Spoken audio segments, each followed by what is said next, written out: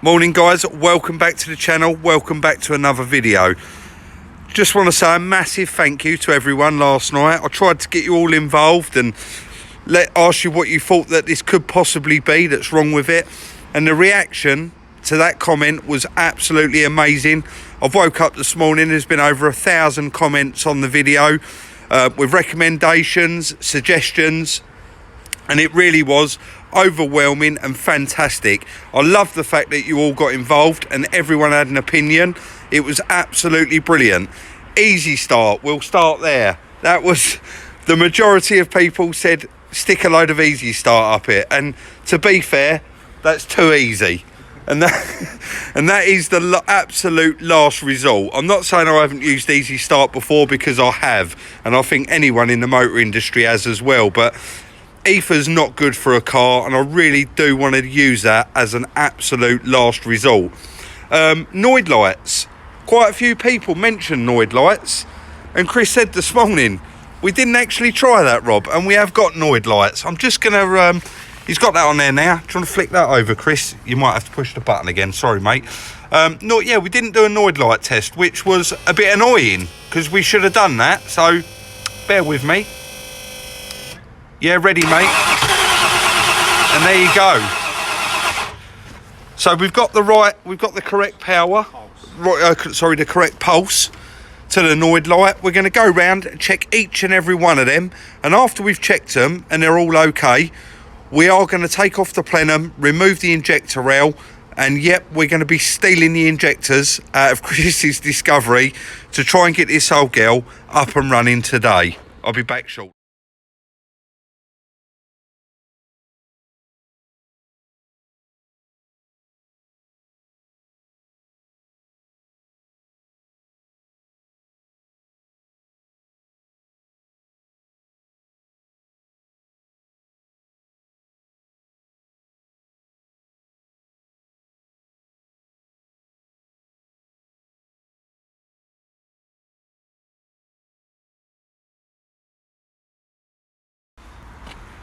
So as you can see from that time lapse there, guys, we was literally putting the tissue paper in the top there, make sure that nothing goes through. Sorry, not tissue paper, the rag. Removing everything to get this injector rail off. I mean, they're not terrible, Chris, are they? But as you can see, they are quite gummed up. You see earlier with the Noid light, we've got the pulse there, so we know that Chris's Discovery runs fine. So we are going to borrow, not nick, I keep saying we're going to nick it, we're going to borrow the fuel rail off that and get it fitted on here, and then I'll probably, when we are fitting that back on, I will chuck you back on time lapse so that you can see us fitting it, and then I suppose we'll be going through it again and going through the motions of trying to get it going. So I'll be back shortly. I've got another one of these to go and remove off the Discovery. So guys, I've just popped out. We did get this one off of Chris's Discovery. I did show the other one earlier. They wasn't too bad. They was clogged up, but they wasn't nowhere near as bad as we was expecting. Chris has just got this one on the bench. He's given them all a good clean out. This is the rail off of his Discovery as well.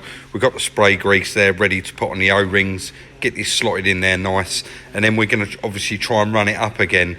If that doesn't work, we're definitely going to go down the route of replacing that fuel pump. I am going to have to go off and actually go and buy a new one because we haven't got any more here. We're hoping that that is not the issue, but if it is, that will be the next step. We're going to go and stick these back in now. I'm not going to time lapse it again. I just don't want to fill up the video with time lapses with no music in there. And when I put the music in, people don't like it, and then when I don't, it is kind of boring. But I'm not going to time lapse this. We've just seen me pull it out, so we're going to put this one back in, and then I'll come straight back when we're pretty much spinning the key again. A few bits we're doing off camera here, guys. I thought, no, I'm actually going to include it. A lot of people commented on this. I mean, this is absolutely unbelievable. This actually had, it was part of the gas conversion. It's absolutely ridiculous. It looks like something you'd find under your kitchen sink. So that is actually now going to be replaced with just that one pipe, because we no longer need that T. And obviously one of them comes from down here and goes up to here, and then this one here goes straight to there. So we're completely doing away with all that. You can see now we've now got the injector rail back on there. All the injectors are all seated. So we're just going to crack on, keep going, working our way through it, getting all of this back to OEM exactly how it should be, and it just rules out any further problems. And all the problems that we're going through, we know that this is not going to cause any further problems. So I'm going to get on, because I do need to warm this up a bit. It's quite a big fitting it's got to go on to, and the pipe is quite hard. So I'm going to go off camera and do that, and I'll be back shortly. Guys, so far this is everything that we have removed. The gas system, we've got to unbolt the tank out the boot, but literally there's one pipe here at the front that runs to the tank, and that's got to be removed. But a lot of you will be very happy to see all of this copper removed.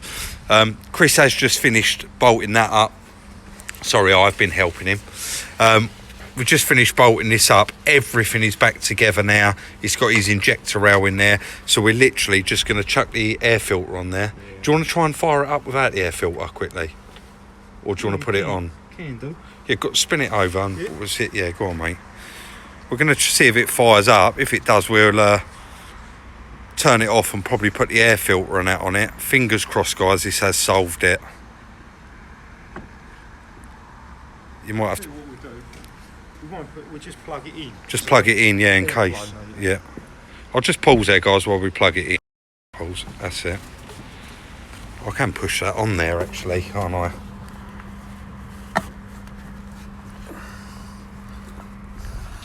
Right, here we go.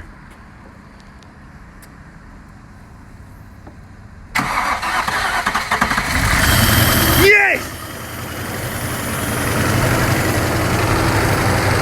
Straight away. No, it's the injectors.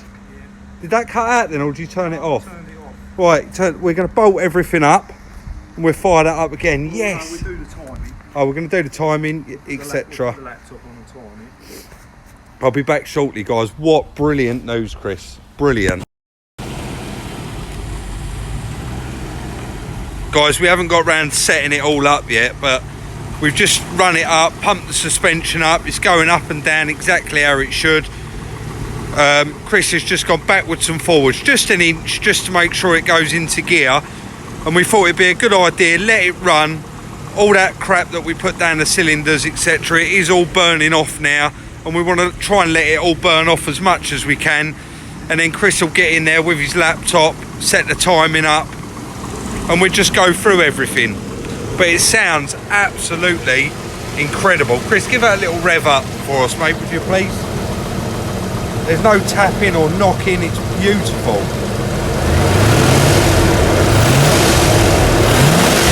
Lovely V8 Burble, absolutely beautiful. You can probably see and hear in the video it is hunting a little bit.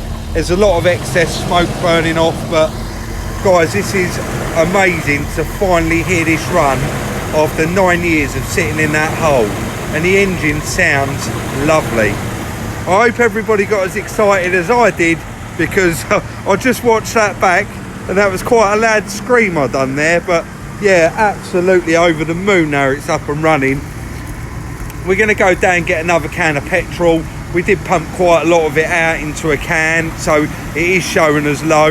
And then we'll come back, time it up. I'm going to try and get that. I think I can get that on camera, Chris, while it's being timed up. I'll try my best to get as much of it as I can for you guys and stick it in the video, and hopefully get this one out there tonight. I'll be back shortly. So here we go, guys. I couldn't show too much. Sorry, Chris, I'm going to have to step over that. I'm not going to be able to show too much, but Chris has got the light in now.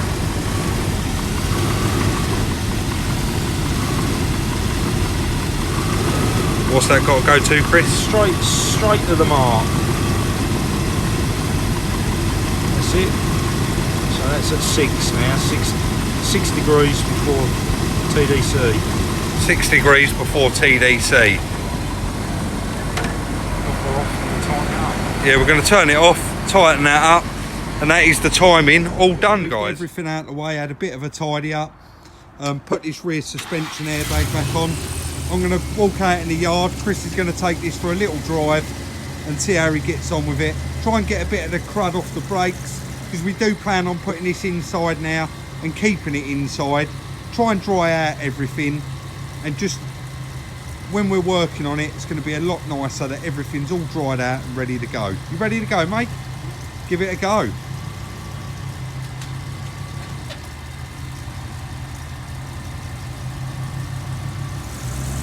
And he's off.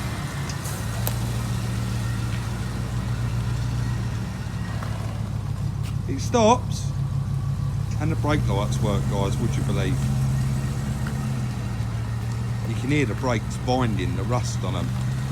But look at that, after 9 years of not moving, it's back driving under its own power. I can't physically tell you how happy I am that this car is all up and running. I'm just going to move around out that sun, guys, because it is really, really bright.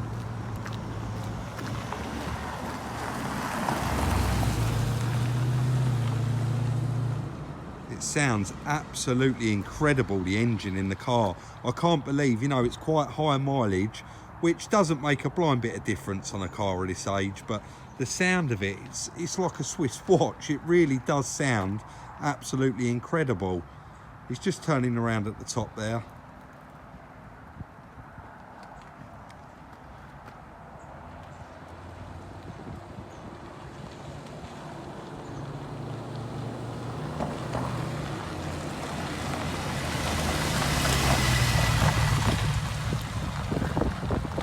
Very, very chuffed with that, guys. I'm now going to come off camera and we'll probably have a few drives up and down the yard just to clear out everything on the brakes.